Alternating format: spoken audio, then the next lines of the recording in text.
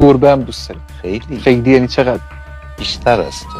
بیشتر از من؟ تو رو هم گربه‌ای دوست که دارم. میگی مثلا گربه خودتون رو بیشتر از من یا گربه‌های معمولی توی خیابونو؟ با این معمولیت ما میتونیم دوستای خوبی برای هم باشیم. اصلا من چرا باید در روز بشینم با تو صحبت بکنم؟ این تنهایی رو ترجیح میدید؟ تنهایی رو قطعا. همین واسه خیلی بیشوری. چرا؟ همین واسه خیلی بیشوری. چرا؟ توی حوزه کاری ما، حوزه کاری خودمون، اگه یه مش داشته باشید به کی میزنید؟ امیر حسین تو کی اومدی تو حوزه کاری ما؟ بیانت مشکل داره. خب چه ایرادی داره بیانه؟ سین و شین هم میزنه که اون خیلی دیگه. کیوته. خب فقط نقش ما رو میتونی بازی بکنی. چی ندارن چه بازیگر دارن؟ شعور. مهمترین چیزی که از من یاد گرفتید توی برنامه که از من دیدید چی بود؟